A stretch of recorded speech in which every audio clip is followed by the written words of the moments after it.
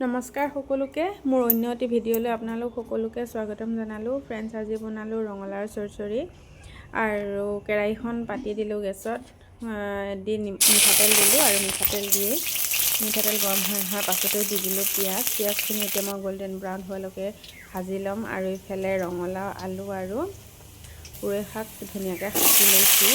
এইখিনি দিছোঁ প্ৰথমতে পুৰৈ শাকৰ, পাছত পাতখিনি এড কৰিম আৰু দি ধুনীয়াকৈ লৰাই লৈছোঁ।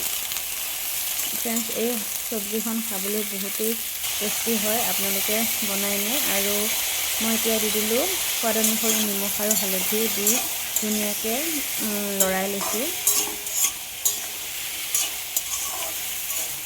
আৰু লৰাই এতিয়া মই ধুনীয়াকৈ ঢাকি থ'ম। আৰু এইফালে দেখিছেনে পুৰৈ শাকৰ পাতখিনি এনেকৈ ৰাখি থৈছোঁ, অকণমান দেৰিকৈ দিম। আৰু এইফালে দেখিছে পিঁয়াজ, নহৰু, কেঁচা জলকীয়া আৰু সৰিয়হ মই এনেকৈ পটাখনত ধুনীয়াকৈ পেষ্ট এটা বনাই ল'ম। এতিয়া ঢাকনখন এবাৰ এৰাই ধুনীয়াকৈ আকৌ ভাজিখিনি লৰাই ল'ম।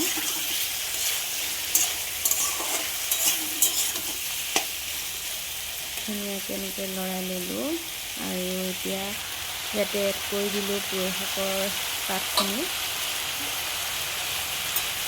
দি ধুনীয়াকৈ আকৌ লৰাই ল'লোঁ।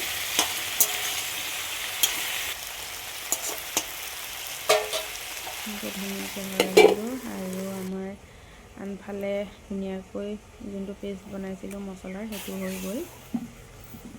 মছলাৰ পেষ্টটো মই শেষত দিম। আৰু ধুনীয়াকৈ এনেকৈ পটাতে পিচি ল'লোঁ। পটাত পিচি যিকোনো মছলা পিচিলে মানে ভাজি তৰকাৰীত দিলে খাই বহুত টেষ্টি হয়। সেয়া আমাৰ সিজিব ধৰিছে আৰু চব্জিখিনি এনেকৈ লৰাই থাকিম অলপ সময়।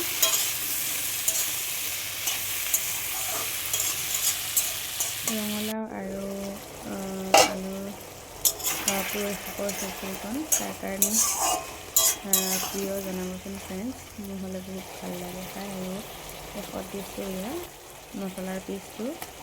নমাবলৈ ভাজি নমোৱাৰ 5 মিনিটমান আগতেহে মই পেষ্টটো দিওঁ, আগতে দিব নালাগে। আৰু এনেকৈ দি দেখিছেনে, দেখাত ইমান ধুনীয়া দেখিছে পেষ্টটো দি দিয়াৰ লগে লগে, আৰু সোৱাদটো বাঢ়ি যায়। লগতে দিছোঁ চেনি অকণমানকৈ দিছোঁ, 4/4 এভাগ।